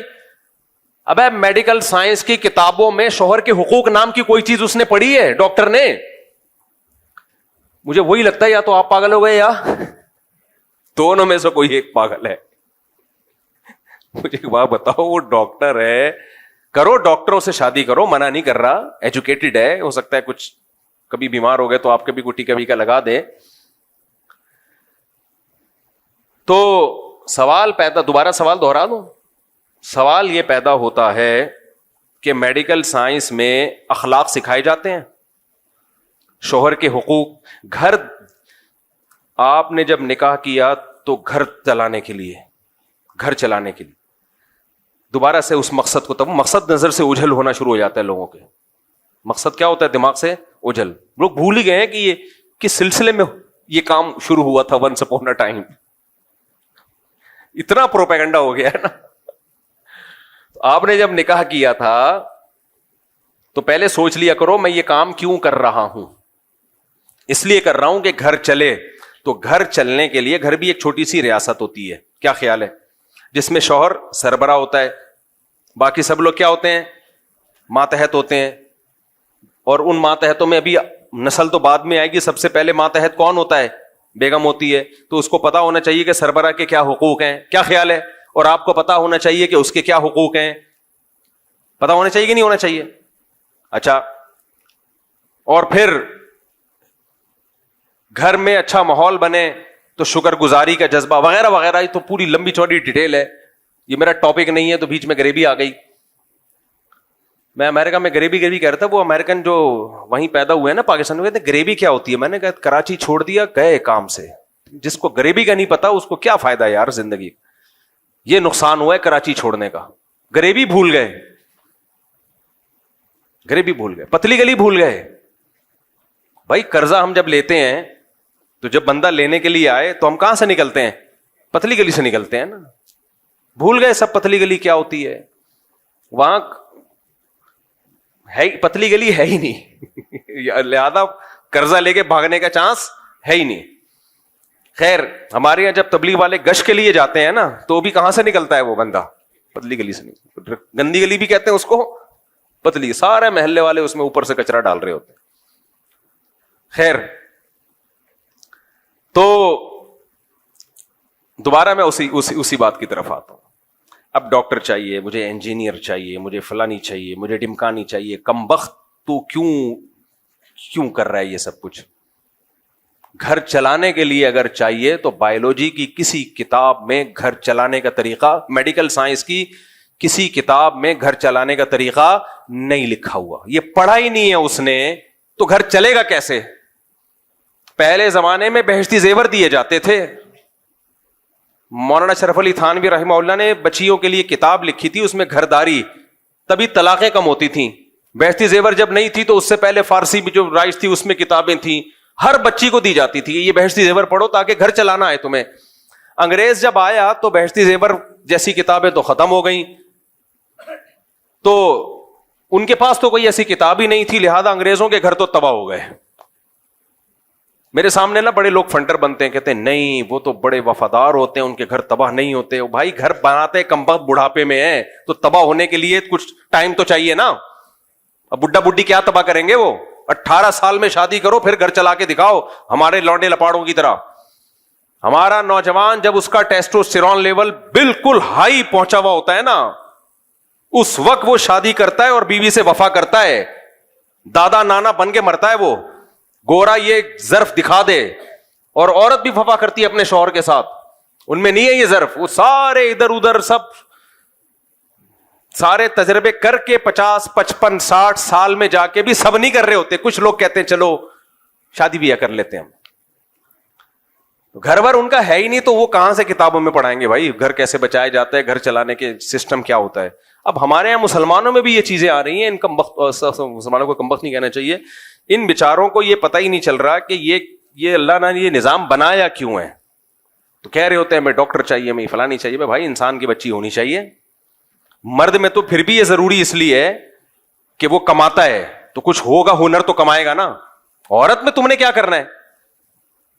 باقی تعلیم دو عورت کو, 100 دفعہ دو, ہم نے منع نہیں کیا, لیکن گھر اس تعلیم سے نہیں چلے گا, یہ ذہن میں رکھنا. بچیوں کو ڈاکٹر بھی بناؤ, انجینئر بھی بناؤ, سائنٹسٹ بھی بناؤ, 100 دفعہ بناؤ, ہم اس کے خلاف نہیں ہے, لیکن یہ توقع مت رکھنا کہ یہ سائنٹسٹ بن جائے گی یا انجینئر بن جائے گی یا ڈاکٹر بن جائے گی تو یہ گھر اچھی طرح چلائے گی, بچوں کی اچھی تربیت کر لے گی. یہ دماغ خراب ہے. ہماری مائیں اور جو پہلے مائیں گزری ہیں ان کے گود سے جو بچے پیدا ہوئے ہیں وہ بہت بہت باصلاحیت بچے پیدا ہوئے ہیں, علماء صلحاء اور بڑے بڑے لوگ پیدا ہوئے ہیں. وہ ان کے پاس یہ نالج نہیں تھی, انہوں نے بہشتی زیور پڑے ہوئے ہوتے تھے, انہوں نے, سمجھ رہے ہو, چند اخلاقی چیزیں ان کو معلوم ہوتی تھیں جو آج کی نئی جنریشن کو یہ معلوم نہیں ہے. حیض و نفاس تک کے تو مسائل, طہارت کے احکام تک نہیں آتے آج کل بچیوں کو. بلکہ نہ صرف یہ کہ ان کے پاس گھر چلانے کی صحیح تعلیم نہیں ہے, بلکہ الٹا غلط تعلیم ہے, گھر تباہ کرنے کی تعلیم ہے. میرا جسم میری مرضی, یہ والی تعلیم ہے ان کے پاس. شوہر نے اگر تھپڑ لگا دیا, غلط لگایا, تو تم بھی جواب میں آگے سے اسی طرح کھینچ کے چماٹا اس کے منہ پہ چپکا دینا. یہ والی ایجوکیشن ہے جو کہاں دی جا رہی ہے؟ یونیورسٹیوں میں دی جا رہی ہے. ساس کی ذرا بھی خدمت نہیں کرنا. ساس کون ہوتی ہے تمہیں کچھ کہنے والی؟ یہ والی تعلیم کہاں پڑھائی جا رہی ہے؟ بولتے کیوں نہیں یار, چپ کیوں بیٹھے ہوئے ہو؟ یہ ہے یونیورسٹیوں میں. حالانکہ یہ کتاب میں نہیں لکھا ہوا ہوتا, لیکن یہ پروفیسر صاحب غریبی میں, جیسے میں بہت ساری چیزیں بیان کے دوران غریبی میں چلا رہا ہوتا ہوں, تو پروفیسر صاحب تعلیم کے ساتھ ساتھ یہ چیزیں کیا چلا رہے ہوتے ہیں؟ غریبی میں. کیونکہ اس کی اپنی بیوی بیچارے کی وہ یہی کچھ کر رہی ہوتی ہے اس کی اماں کے ساتھ, اور اس پہ خوش بھی ہوتا ہے وہ. خیر, تو اس کو نہ صرف یہ کہ صحیح تعلیم نہیں دی جا رہی, بلکہ باقاعدہ غلط تعلیم دی جا رہی ہے. تو پھر جو تباہی گھروں میں پھیلے گی وہ تو ہوگی نا. ابھی آئے ہوئے تھے 1.5 مہینہ پہلے ایک صاحب, کسی کو نہیں پتا چلے گا کس کی بات کر رہا ہوں, بہت کروڑ پتی آدمی ہیں, بڑی ملیں ان کی, ان کو بھی شوق تھا ایجوکیٹڈ. میں نے کہا پہلے اخلاق دیکھو. نہیں ایجوکیٹڈ جب کر لی, اس کے بعد جو ان کا سر گنجا کیا ہے نا, تو بجائے بال لگوانے کے وہ میرے پاس آ گئے. بال دائرہ کس لیے لگوانے نہیں گئے کہ ان کو پتا تھا کہ بال لگوا کے دوبارہ میں نے شادی کی تو دوبارہ یہ کیا ہو جائیں گے؟ گر جائیں گے. انہوں نے کہا پہلے اس کا کوئی پائیدار حل ہو جائے کہ دوبارہ نہ گرے. تو کہنے لگے وہاں تو علیحدگی ہو گئی ہے, تو اب کوئی ایسا رشتہ بتا دیں جو بالکل مجھے تعلیم نہیں چاہیے, شریف شرفا قسم کی گھرداری, گھر چلانے والی لڑکی ہو. میں نے کہا بھائی میں تو رشتے وشتے کراتا نہیں ہوں, لیکن دیر آئے درست آئے. ہاں ایک چیز میں نے ایڈ کر لی, میں نے کہا یہ شرط نہ لگائیں یہ تعلیم یافتہ نہ ہو, یہ بھی غلط شرط ہے. تعلیم یافتہ ہو یا نہ ہو, اس سے یہ دوسرے درجے کی چیز ہے. پہلے کیا ہو؟ گھر چلانا جانتی ہو. پھر بے شک تعلیم یافتہ بھی ہو, اچھی بات ہے, پھر نور علی نور. گھر تو آئے پہلے, گھر ور نہیں آ رہا آج کل مارکیٹ میں میرے بھائی, کیونکہ وہی بات ہے, اس کو اس یونیورسٹیوں میں جو صحبت مل رہی ہے نا, انوائرمنٹ جو ہے, ماحول, وہ ماحول کیا کہہ رہا ہے؟ آزادی والا. میں نے بتایا تھا نا ایک واقعہ, ونس اپون اے ٹائم, پرانی بات ہے, اتنی پرانی کہ میں زیادہ پرانی اس لیے لے کے جا رہا ہوں کہ میرے گھر والوں کو پتہ نہ چل جائے کہ زوجہ کی بات ہو رہی ہے نا. یہ بھی میرے ساتھ بڑا مسئلہ ہے. میں بیان کو اچھا ہو بتایا نہیں, آپ اس کو وہاں بھی لے کر گئے تھے. اب منہ سے نکل گیا, اب اس کو سیٹ کرنا پڑے گا مجھے. بہرحال میری ایک دفعہ نئی شادی ہوئی تھی, اب بہت دفعہ ہوئی ہے نہیں تو ایک دفعہ کی بات ہے. میں اپنے گھر والوں کو لے گیا کسی ورک شاپ میں جس میں ٹائم مینجمنٹ اور وغیرہ وغیرہ, بڑی اچھی ورک شاپ تھی, اور وہ جو ٹرینر تھے وہ بھی بہت زبردست. میرے گھر والوں نے مجھے بتایا کہ جو خواتین پیچھے بیٹھی ہوئی تھی نا, وہ سب مجھے باغی بناتی رہی ہیں کہ تم نے مفتی صاحب سے شادی کی ہے. میں نے کہا ہاں جی. تمہارا دماغ صحیح ہے؟ پہلے سے ان کی اتنی 2 بیویاں, اب 2 3 تھی, نہیں بتاؤں گا میں, وہ سمجھ جائیں گے نا کس کی بات ہے. تو تمہارا دماغ صحیح ہے؟ اچھا تو تم گھر سے نکلتے ہوئے اپنے شوہر سے پوچھتی ہو؟ اس نے کہا ہاں ہم تو پوچھتے ہیں بھائی. ہم تو نہیں پوچھتے, یہ باتیں چل رہی ہیں پیچھے, ہم تو نہیں پوچھتے, جب گھر سے باہر جاتے ہیں ہم تو اپنے ہسبینڈ سے نہیں پوچھتے, اور اگر ہمیں روک بھی دے ہم بھی نکل آتے ہیں. آگے ساس تک تو پہنچے نہیں, وہ تو میری والدہ تو اللہ مغفرت فرمائے بہت پہلے انتقال ہو گیا تھا ان کا. ساس سے بغاوت, تو میں نے کہا بھائی یہ ورک شاپ میں جو وہ اچھی اچھی باتیں سکھا رہے ہیں وہ باتوں کا اثر نہیں ہوگا, اثر کس کا ہوگا یہ یاد رکھو. درس میں کوئی کتنی اچھی باتیں کر رہا ہو نا, جو لوگ سن رہے ہوتے ہیں ان پر اس درس کا اتنا اثر نہیں ہوتا. یہ جو دائیں بائیں لوگ بیٹھے ہوئے کان بھر رہے ہوتے ہیں نا, یہ زیادہ مؤثر ہوتا ہے. اس درس کی 2 ٹکے کی حیثیت نہیں چھوڑتے وہ. میرے گھر والوں کو اللہ جزائے خیر, انہوں نے مجھے بتا دیا کہ یہ چل رہا ہے مارکیٹ میں, مجھے بتا رہے ہیں کہ بھائی یہ, ابے بھائی یہ شادی سے پہلے آپ 100 دفعہ سمجھاؤ کہ مت کرو, جب ہو گئی ہے تو پھر کسی کو یہ کہنا کہ کیوں کی اور تمہارا دماغ خراب, یہ تو گھر توڑوانے والی بات ہے کہ نہیں ہے. پھر میں جہاں بھی گیا ہوں یہی باتیں ہیں, گھر والے جس گھر والوں کو بھی لے کر گیا ہوں ہر دفعہ یہی کہ سب پوچھتے ہیں تمہارا دماغ خراب ہے, آپ نے کیوں کی. جب میں نے دوسری کی تو میری پہلی زوجہ کو ورغلانے کی کوشش کی, اس نے ایکسپٹ کر لیا کہ چلو ہو گئی ہے. لیکن جہاں دعوت پہ جائیں, خواتین جو بیان سن رہی ہیں ان کے علاوہ کی بات کر رہا ہوں, کہ آپ کے ہسبینڈ نے دوسری کی, آپ کو برا نہیں لگا؟ اس نے کہا لگا تھا. کیا کرتے, برداشت کیا, اللہ کا حکم ہے, اب اجازت دی اللہ نے تو اب ہمارے ساتھ تو صحیح چل رہے ہیں تو برداشت کر لی. ہم تو کبھی بھی برداشت نہ کریں. آپ میں کوئی کمزوری ہوگی یقیناً, ورنہ میاں کا دل ایسے نہیں ہے کسی عورت کی طرف جاتا. عورت میں حالانکہ میں چیخ رہا ہوں بھائی کوئی خرابی نہیں ہے, بس اجازت دی اللہ نے. اتنا میں جب کہیں سے دعوت پہ آتا میرے گھر میں جھگڑا ہوتا. کیوں؟ باہر کا ماحول کیا بنا رہا ہے, باغی. سمجھ میں نہیں آ رہی بات. آپ حقوق کی لائن لگا دو, محبتیں بچھا دو, آپ یہ ثابت کر دو کہ بھائی کسی سے محبت میں کوئی کمی نہیں ہوئی ہے. لیکن باہر کا جو انوائرمنٹ ہے وہ دوسری شادی والا نہیں ہے, وہ دوسری شادی کو برا سمجھنے والا ہے. وہ ماحول کیا کرے گا, خراب. میں اتنا پریشان ہوا تھا کہ یار میں کہاں, میں سعودیہ لے کے بھاگ جاؤں. تو یہ بھی ایک فائدہ ہوا ماحول سے. مجھے یاد ہے ایک دفعہ گلشن اقبال میں ہم رہ رہے تھے, تو وہاں کوئی خاتون تھیں جو سعودی عرب میں رہ کر آئی تھیں. انہوں نے گھر والوں کو بتایا تو نارمل ہے سعودی عرب میں, کوئی اتنی ٹینشن کی بات نہیں ہے. وہاں کیا ہوا, حالات بہتر ہونا شروع ہو گئے. تو یہ ساری مثالیں میں کیوں دے رہا ہوں, یہ سمجھانے کے لیے کہ سب سے پاورفل موٹیویشن صحبت کی ہوتی ہے. آج بہت ساری مائیں شکایتیں لے کر آتی ہیں بچوں کی, ہمارا بچہ اسلامک اسکول میں پڑھ رہا ہے, اتنا اچھا اسکول, اتنی بھاری فیس, بچہ فوش فلمیں دیکھ رہا ہے, سگریٹ پی رہا ہے. میں کہتا ہوں اسکول اسلامی ہے, سارے بچے اسلامی نہیں ہیں. پتہ نہیں کہاں سے بچے لا کے ہو سکتا ہے بٹھا دیے ہوں اور وہ آپ کے بچے کو موبائل میں چیزیں دکھا رہے ہوں. اسکول بھی دیکھا کرو کیسا ہے, آگے ماحول دیکھا کرو, اس کے ارد گرد بچے کون بیٹھے ہوئے ہیں.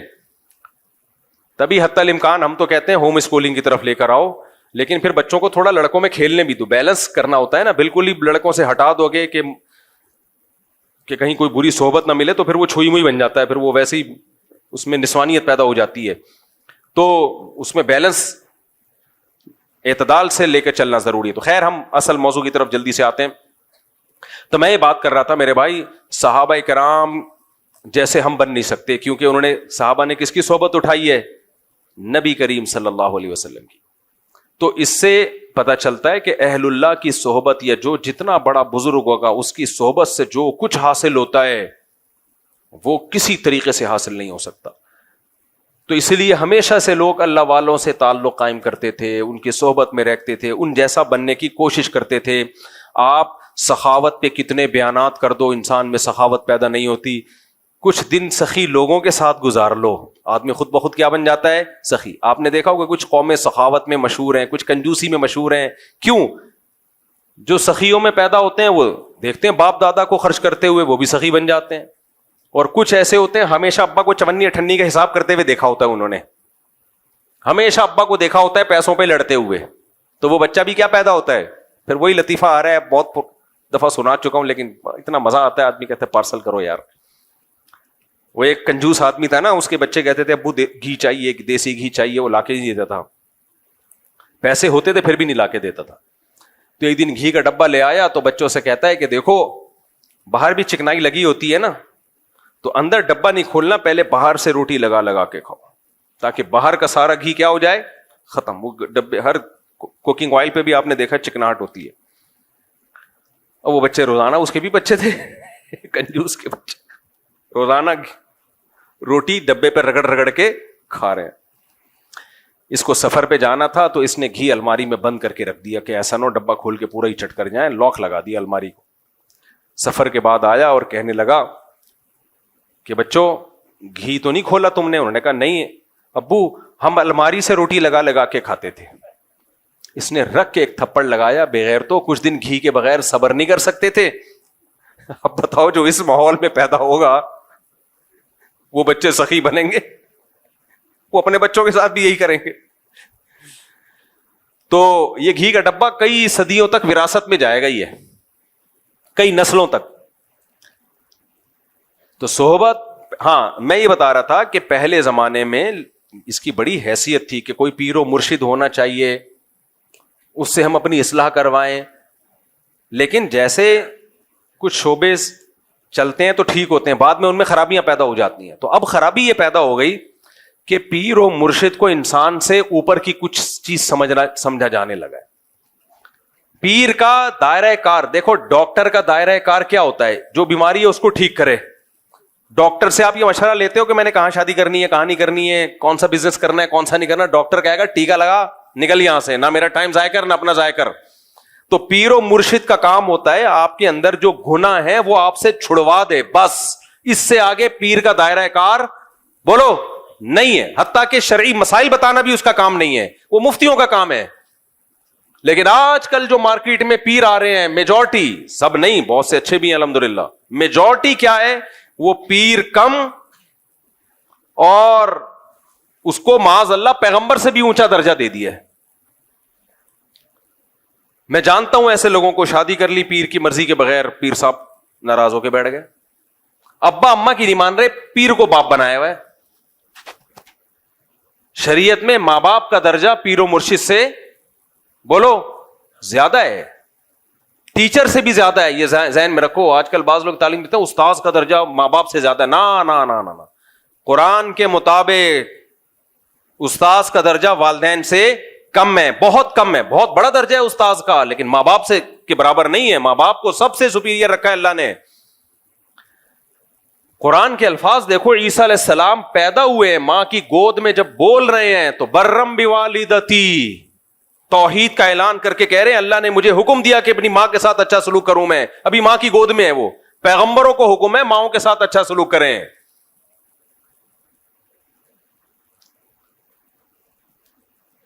تو اور ابراہیم علیہ السلام کو دیکھو, اپنے والد سے کیسے نرم لہجے سے بات کر رہے تھے. تو اس لیے سب سے بڑا مقام, استاد سے بھی بڑا مقام کس کا ہے؟ تو پیر و مرشد کا ماں باپ جیسا مقام نہیں. اب بعض لوگ پیر و مرشد سے بیعت ہوئے, وہ پیر صاحب ان کے گھروں میں ایسا گھسے ہیں, ماں باپ کہہ رہے ہیں ہمارا بچہ ہمارے ہاتھوں سے نکل گیا بھائی, ہم نے تو بھیجا تھا گناہ چھوڑوا دیں گے, تو سارا دن پیر صاحب کی خدمت میں لگا رہتا ہے, ہمیں ہمارا تو رائے نہیں ہے. یہ مولانا شلبی تھانوی رحمۃ اللہ علیہ بڑے حکیم تھے, حکیم الامہ تھے. حکیم سے مراد حکمت والے. انہوں نے ان پیروں پہ رد کرتے ہوئے لکھا ہے کہ لو تھی کسی اور کی اور ہو کسی اور کی گئی ہے اولاد, جنا کسی نے اور ہو کسی اور کی گئی. نا نا نا, جنہوں نے جنا ہے انہی کی رہے گی. ہمارے شیخ حضرت مفتی رشید احمد صاحب سے کسی نے پوچھا کہ حضرت پیر صاحب اگر کسی ایک بات کا حکم دے رہے ہوں اور والدین اس کی دوسری بات کا حکم دے رہے ہوں تو والدین کی مانے یا پیر صاحب کی مانے؟ حضرت نے فرمایا وہ پیر ہی نہیں ہے جو ماں باپ کی مرضی کے خلاف آپ کو حکم دے, کیونکہ اس کا کام ہے شریعت پہ چلانا. تو شریعت تو کس کو, ماں باپ کی اطاعت کا حکم دیتی ہے.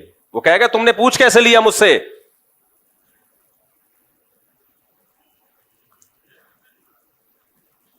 تو وہ سب کچھ ہی بن جاتا ہے. حضرت جی نے فرما دیا, تو حضرت جی جو پیر و مرشد ہیں ان کا کام اب اصلاح رہا ہی نہیں. اپنی نہیں ہوتی اصلاح، اس کی کیا کریں گے؟ دل میں دنیا کی محبت، شہرت کی لالچ. علماء کہتے ہیں بزرگ بننے کے لیے نا ظاہری اعمال کے ساتھ جو باطنی اعمال ہے نا، باطن میں 3 چیزوں کا ہونا ضروری ہے. 3 چیزیں. ظاہری تو مطلب نماز با جماعت کا پابند ہو، شریعت کے مطابق اس کا حلیہ ہو، کبیرہ گناہوں سے بچتا ہو، تو ظاہری اعمال. باطن، ظاہری تو نظر آ جاتے ہیں نا، باطن میں 3 چیزیں: حب جاہ، حب با اور حب مال. مال کا لالچی نہ ہو، ہوس نہ ہو. جاہ کا لالچی نہ ہو، شہرت کا بھوکا نہ ہو. اور تیسرا باہ. باہ کا مطلب کیا ہے؟ یہ لفظ سنا ہوگا نا، قوت باہ حکیم جو بیچ رہے ہوتے ہیں نسخے. باہ بڑی بھی نہ ہو حد سے. کیا مطلب؟ حلال اور حرام کا فرق جانتا ہو. کتنے جاہل پیر ایسے ہیں، لوگوں نے اپنی بیٹیاں ان سے بیعت کروائیں اعتماد کر کے کہ یہ باپ والا سلوک کریں گے، اور انہی کے ساتھ غلط نظروں سے دیکھنا شروع کر دیا. انہی کو غلط نظروں سے دیکھنا شروع کر دیا. تو یہ کیا؟ اس کا مطلب اس کو اپنی خواہش پہ کنٹرول نہیں ہے. بچیوں کو پڑھا رہے ہیں اور پڑھا کے ان سے ریلیشن قائم ہو گیا. یہ اسکینڈل بنتے رہتے ہیں، یونیورسٹی میں بھی بنتے ہیں اور بعض مذہبی لوگوں کے بھی بنتے ہیں. تو پہلے زمانے میں دیکھا جاتا تھا، جو بزرگ تھے نا وہ خلافت دینے سے پہلے دیکھتے تھے کہ نمبر 1 ظاہری تو کبیرہ گناہ تو نہیں ہے. آج بعض لوگوں کو خلافت ملی ہوئی ہے، سودی بینک میں مینیجر ہے. اب کمائی حرام رہا ہے، اس کو آپ نے خلافت دے دی ہے بھائی. تو کبیرہ گناہ کا مرتکب ہے، آپ اس کو خلافت دے رہے ہو. نماز پڑھ نہیں رہا، ایک پیر صاحب نے خلافت دی اپنے مرید کو کہ یہ میرے جانشین ہے. وہ فجر نہیں پڑھتا تھا. ہم نے کہا حضرت یہ تو فجر کی نماز ہی نہیں پڑھتا. چلو 1 دن ہوتا ہے، 2 دن ہوتا ہے، 15 دن شارٹ. انہوں نے کہا انشاءاللہ اللہ توفیق دے گا، پڑھ لے گا. ابے تو جب توفیق دے گا تو پھر خلافت دے دینا نا. جو نماز نہیں پڑھ رہا وہ دوسروں کو کیا نمازی بنائے گا؟ یا تو کوئی شرعی عذر ہے تو وہ پیش کرے بھائی. کوئی شرعی عذر ہے تو یہ تو ظاہری اعمال ہے. اور باطن میں شہرت کا بھوکا نہ ہو، دنیا کو مسافر خانہ سمجھتا ہو. دل میں یہ ہو اس کے، دنیا جس کے پاس دولت ہے تو یہ مطلب نہیں کہ دنیا کو مسافر خانہ نہیں سمجھتا. سلیمان علیہ السلام کے پاس تو بے پناہ لگژری لائف تھی، مگر پھر بھی دنیا کو کیا سمجھتے تھے؟ مسافر خانہ. میرے شیخ و مرشد حضرت مفتی رشید احمد صاحب کے پاس بہت لگژری لائف تھی. آپ کی ایسی خوبصورت گاڑی کویت کے شہزادے سے خریدی تھی آپ نے. کوئی ان کی زندگی دیکھ کے کہتا کہ یہ تو معاذ اللہ عیاش ہیں، لیکن ہم ان کی صحبت میں رہے، ہمیں پتا ہے کہ ان کے دل میں دنیا کی محبت نہیں تھی. وہ دنیا کو مسافر خانہ. مسافروں میں بھی تو کوئی بزنس کلاس میں سفر کرتا ہے، کوئی اکانومی میں سفر کرتا ہے. کہتے ہیں بھائی جب اللہ نے پیسہ دیا تو بزنس کلاس میں سفر کرو، اچھی گاڑی رکھو. محبت نہیں تھی دل میں. محبت کا پتہ کیسے چلتا ہے؟ اب آپ کہو گے پتہ کیسے چلے گا؟ پتہ ایسے چلے گا چھن جانے پہ غم کتنا ہوتا ہے. ہمارے حضرت کے لاکھوں روپے ڈوب گئے ایک بزنس میں. کہتے ہیں میرے دل پہ ایک بال نہیں آیا. اور جب الائنس والوں کا ایک بزنس ہوا تھا تو بہت سے لوگ ہارٹ اٹیک سے مر گئے تھے. حضرت نے ان کا نام رکھ دیا تھا شہدائے الائنس، یعنی ان کا پیسہ ڈوبا اور شہید ہو گئے. اس سے کبھی بھی اندازہ نہ لگایا کرو کہ کوئی بزنس کلاس میں سفر کر رہا ہے یا بڑی گاڑیوں میں گھوم رہا ہے تو یہ دنیا کی محبت اس کے دل میں ہے. نا نا نا نا، ایسے تو آپ دھوکہ کھا جاؤ گے بھائی. آپ تو سلیمان علیہ السلام کی شاہی زندگی دیکھو گے تو آپ سمجھو گے یہ پیغمبر بھی معاذ اللہ دنیا پرست ہے. نا نا نا، دنیا پرستی کا پتہ دل کی کیفیت ہے. اس سے پتہ چلتا ہے کہ اگر یہ چھن جائے تو اس کو غم کتنا ہوتا ہے. اہل اللہ والوں کو وہ غم بہرحال نہیں ہوتا جو دنیا پرستوں کو. تو کہتے ہیں مسافر خانہ ہے، مل جائے ٹھیک ہے، نہیں تو کیا ہے. جیسے بس میں سفر کر رہے ہوتے ہو، سیٹ مل جائے کھڑکی والی خوش ہو جاتے ہو، نہیں تو پائدان پہ لٹک کے بھی سفر ہو جاتا ہے. اب آپ نے کہا وہ کھڑکی والی سیٹ پہ بیٹھا ہوا اتنا، اس کا مطلب یہ دنیا پرست ہے، اس کو یہ مسافر خانہ نہیں سمجھتا. نہیں بھائی، اس کو یہ سیٹ نہ ملتی تو پائدان پہ لٹک کے سفر کر کے بھی اسی طرح گنگناتا ہوا جاتا. یہ تو ہم نے دیکھا ہے اللہ والوں کو پیسہ چھین بھی جائے، کہتے چلو یار آنے جانے والی تھی. دنیا دار آدمی تو مر رہا ہوتا ہے، اور اللہ والوں کے پاس جتنا پیسہ ہوتا ہے ان کے صدقات و خیرات آپ کے ہوش اڑا دے، اور جتنا ان کے پاس ہو سکتا ہے اتنا نہیں ہوتا، وہ اس سے بھی زیادہ سکتا ہے. تو پہلے زمانے میں یہ بزرگ کی ڈیفینیشن ہوتی تھی. اب بھی ہیں اللہ والے لوگ ہیں, ختم کبھی بھی نہیں ہوں گے دنیا میں, قیامت آ جائے گی اگر سارے اللہ والے ختم ہو جائیں, لیکن اس میں دھوکہ زیادہ ہو گیا ہے. تو خیر میں جلدی سے بات کو سمیٹ کے ختم کروں تو نبی کریم صلی اللہ علیہ وسلم نے صحابی کو فرمایا انتم اعلم بامور دنیاکم منی, تم جو کھجوروں کو, نر کھجوروں کو مادہ کھجوروں کے ساتھ جو ان کا بھور ملاتے ہو, تو اگر تم نے میرے مشورے پہ نہیں ملایا تمہیں نقصان ہو گیا, تو کوئی ایسی بات نہیں ہے, دنیا کا معاملہ ہے, تم مجھ سے زیادہ جانتے ہو. تو ہمارے نبی نے تو بتا دیا کہ دنیا کے معاملات میں بھائی تمہارا تجربہ ہے تو ٹھیک ہے, اس میں کوئی حرج نہیں ہے, مجھے اللہ نے میسنجر بنا کے بھیجا ہے اللہ کا پیغام بندوں تک پہنچانے کے لیے. کھجوریں کیسے زیادہ بڑھیں گی اور کم ہوں گی یہ میرا موضوع نہیں ہے. تو میں یہ بتا رہا تھا آج کل پیروں کو خود یہ بات ہمارے نبی کے نبی ہونے کی دلیل ہے, خود یہ بات نبی کے نبی ہونے کی دلیل ہے. دیکھو جو سچا ہوتا ہے اس کا دعویٰ کلیئر ہوتا ہے, جو جھوٹا ہوتا ہے وہ روزانہ پینترے بدلتا ہے. مرزا غلام احمد قادیانی کے دعوے آپ اس کی کتابوں سے اٹھا کے دیکھو, روز چینج ہوتے تھے. کبھی کہتا تھا میں ذلی نبی ہوں, کبھی کہتا تھا میں سچی مچی کا اوریجنل نبی ہوں, کبھی کہتا تھا میں وہی مسیح موعود ہوں جو عیسیٰ علیہ السلام نے آنا تھا وہ میں ہی ہوں, کبھی کہتا تھا میں امام مہدی ہوں. کسی ایک بات پہ ٹکا نہیں ہے وہ, کیونکہ جھوٹے آدمی کو فیور چاہیے جس طرح جو بن پڑے. دیکھو منکرین حدیث جو پرویزی فرقہ ہے نا, مفتی رشید احمد صاحب نے ان پر ایک کتاب لکھی ہے, اس میں یہ جو پرویز تھا نا جو جس نے حدیث کا انکار کیا ہے, ایک جگہ اس نے دعویٰ کیا کہ حدیث سرے سے حجت ہی نہیں ہے, دوسری کتاب میں حضرت نے اس کا قول نقل کیا ہے, دعویٰ کیا کہ حدیث حجت تو ہے لیکن جن ذرائع سے ہم تک پہنچی وہ قابل اعتماد نہیں ہے. تیسری جگہ اس نے دعویٰ کیا کہ حدیث حجت تو ہے اور قابل اعتماد بھی ہے لیکن صرف صحابہ کے لیے. حضرت نے فرمایا یہ ایک ہی آدمی, ایک تنظیم کے مختلف آدمی نہیں ہے, ایک ہی آدمی کے تین متضاد دعوے ہیں. اس سے پتہ چلتا ہے کہ اس کا مقصد لوگوں میں کنفیوژن پیدا کرنا ہے. یہ بالکل ایسے جیسے پروفیسر غامدی صاحب وہ کیا کرتے ہیں, حدیث حجت نہیں ہے, حدیث تاریخی کتابیں ہیں, لیکن جب اپنا استدلال کرنا ہوگا قرآن کے اگینسٹ تو بخاری کی حدیثیں پیش ہوں گی, مسلم کی حدیثیں پیش ہوں گی. بھائی آپ ایک جگہ ٹکتے کیوں نہیں ہو؟ آپ جب آپ کو فیور چاہیے تو بخاری بھی آ رہی ہے, مسلم بھی آ رہی ہے, اور جب آپ کو فیور نہیں چاہیے تو یہ تو تاریخی کتابیں, ان کی کوئی حیثیت نہیں ہے. بخاری مسلم میں ہے نا آف اللحا, داڑھی بڑھاؤ, رکھنے کا نہیں ہے بڑھانے کا ہے. غامدی صاحب نے کہا بڑھانا ضروری نہیں ہے. صحیح مسلم, بخاری مسلم میں عیسیٰ ابن مریم آسمانوں پہ ہیں. لَيُوشِكَنَّ أَن يَنزِلَ فِيكُمُ ابْنُ مَرْيَمَ حَكَمًا وَعَدْلًا. پورے عربی الفاظ پڑھ کے سنا رہا ہوں میں. ضرور بھی ضرور تم پر عیسیٰ ابن مریم آسمان سے نازل ہوں گے. بخاری میں بھی ہے, مسلم میں بھی ہے, حدیث کی تمام کتابوں میں ہے. فَيَكْسِرُ الصَّلِيبَ, صلیب کو ختم کر دیں گے. وَيَقْتُلُ الْخِنزِيرَ, دنیا سے خنزیر کا خاتمہ کر دیں گے.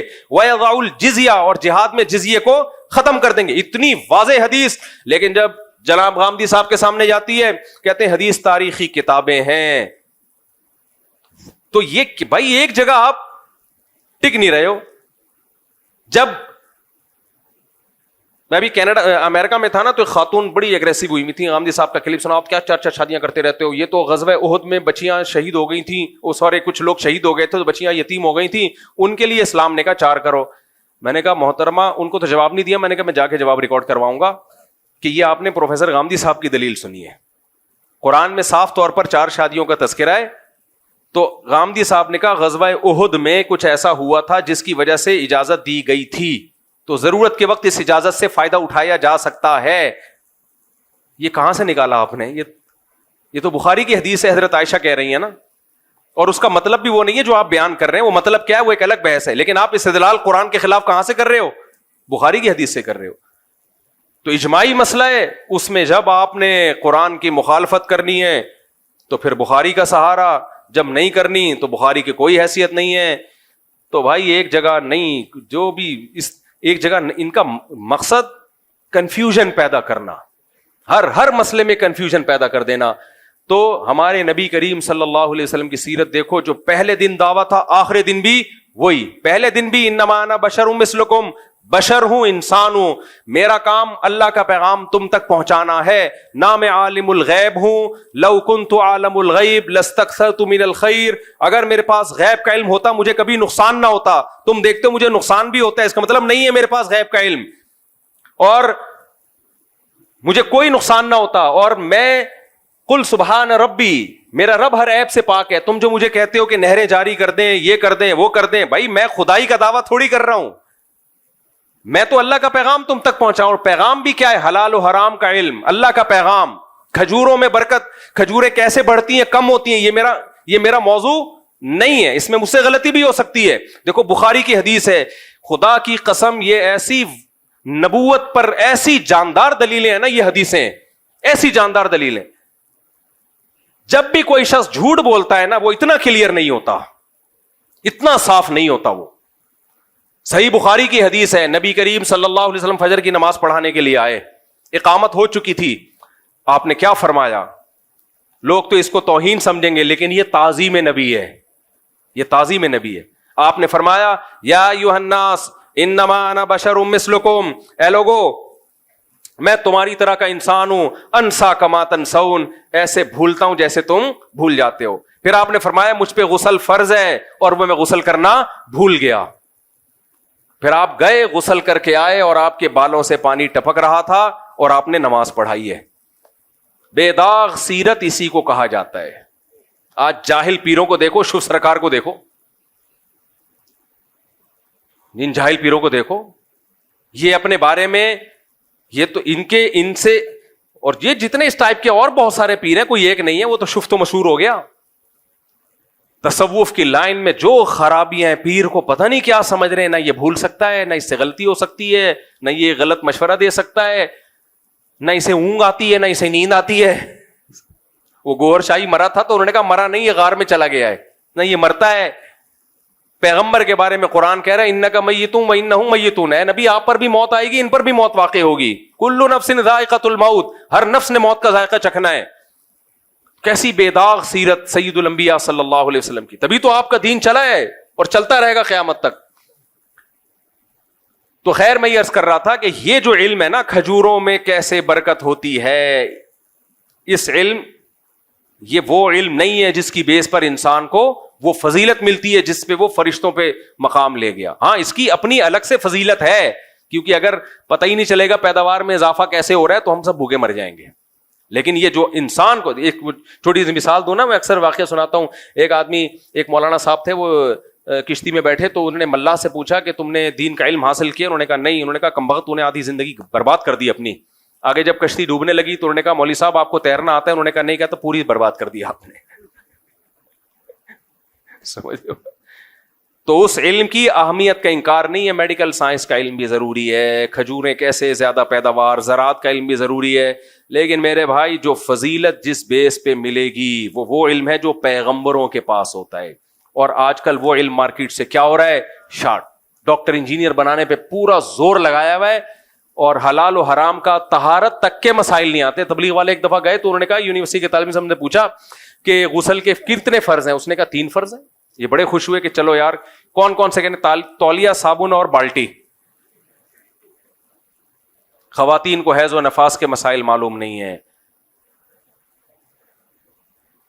مردوں کو نماز کے مسائل معلوم نہیں ہے, سدا صاحب کب واجب ہوتا ہے, زکوٰۃ کب فرض ہوتی ہے, رمضان کا روزے کے حکام کیا ہیں, حج کے طریقے, حج میں جا کے ایسے ایسے کام الٹ پٹانگ قسم کے کر رہے ہوتے ہیں, آدمی حیران ہوتا ہے بھائی یہ کیا کر رہے, تھوڑا سا تو پڑھ لیتے. تو ایک علم وہ ہوتا ہے جو اللہ تک پہنچنے کا ذریعہ ہے. پھر اچھا انسان کسے کہتے ہیں اللہ کی نظر میں؟ اچھا توحید کیا ہے یہی نہیں پتا بہت سے لوگوں کو. الہ کسے کہتے ہیں, معبود کسے کہتے ہیں؟ تو اس لیے میرے بھائی تھوڑا سا اس علم کو بھی کیا کر لو, تھوڑا سا اس کو بھی ٹائم دے دو. اللہ سمجھنے کی عمل کی توفیق عطا فرمائے. وما علینا الا البلاغ. اچھا آپ ہیں جناب, آپ ہیں وکیل, ہاں یہ رہے آپ ہیں, ماشاء اللہ. اچھا آپ مجھے بتا دیں, آپ نے اجازت دی کہ سیدہ کنول مشتاق بنت سید مشتاق احمد کا نکاح میں 1 لاکھ مہر, کوئی 2.5 سینکڑا ہزار 10 لاکھ, 1 لاکھ مہر میں محمد داؤد صدیقی ولد محمد سرور صدیقی سے کروں, آپ نے اجازت دی ہے؟ جزاک اللہ. الحمد للہ نحمده ونستعینه ونستغفره ونؤمن به ونتوکل علیہ ونعوذ باللہ من شرور انفسنا ومن سیئات اعمالنا من يهده الله فلا مضل له ومن يضلله فلا هادي له ونشهد ان لا اله الا الله وحده لا شريك له ونشهد ان سيدنا وحبيبنا وشفيعنا وسندنا محمدا عبده ورسوله صلی اللہ تعالی علیہ وعلی آلہ واصحابہ وبارک وسلم تسلیما کثیرا کثیرا. اما بعد فاعوذ باللہ من الشیطان الرجیم. بسم اللہ الرحمن الرحیم. یا ایہا الناس اتقوا ربکم الذی خلقکم من نفس واحدۃ وخلق منها زوجها وبث منهما رجالا كثيرا ونساء واتقوا الله الذي تساءلون به والأرحام إن الله كان عليكم رقيبا. وقال تعالى يا أيها الذين آمنوا اتقوا الله وقولوا قولا سديدا يصلح لكم أعمالكم ويغفر لكم ذنوبكم ومن يطع الله ورسوله فقد فاز فوزا عظيما. وقال النبي صلى الله عليه وسلم النكاح من سنتي وقال فمن رغب عن سنتي فليس مني. وقال النبي صلى الله عليه وسلم تزوجوا الودود الولود فإني مباهي بكم الأمم. وقال النبي صلى الله عليه وسلم تزوجوا ولا تكونوا كرهبان النصارى. جناب محمد داؤد صدیقی محمد سرور صدیقی، میں نے 1,00,000 روپے مہر میں آپ کا نکاح سیدہ کنول مشتاق بنت سید مشتاق احمد سے کیا. آپ نے اس نکاح کو قبول کیا؟ جی قبول ہے. جزاک اللہ. دعا کریں اللہ برکت دے. الحمدللہ رب العالمین والعاقبۃ للمتقین والصلاۃ والسلام علی رسولہ الکریم وعلی آلہ وصحبہ اجمعین. اللہ اس نکاح کو اپنے دربار میں قبول فرما. اس کی برکتیں زوجین کو تادم حیات نصیب فرما. آپس کے اختلاف و انتشار سے، لڑائی جھگڑوں سے، ہر قسم کے شر فساد سے اللہ ان دونوں کی حفاظت فرما. اس نکاح کو دونوں کے خاندانوں میں جوڑ کا، محبتوں کا ذریعہ بنا. جس کی جو جائز مراد ہو اللہ اس کی مراد کو پورا فرما. ربنا آتنا فی الدنیا حسنۃ وفی الآخرۃ حسنۃ وقنا عذاب النار. صلی اللہ تعالی علی خیر خلقہ محمد وعلی آلہ وصحبہ اجمعین. اللہ بہت مبارک کرے. ماشاءاللہ بلوچستان سے آؤ اس لیے اجازت دے رہا ہوں. خالی آ جاؤ آ جاؤ آ جاؤ آ جاؤ. شاباش. جلدی سے بنا لو سیلفی بھائی کے ساتھ.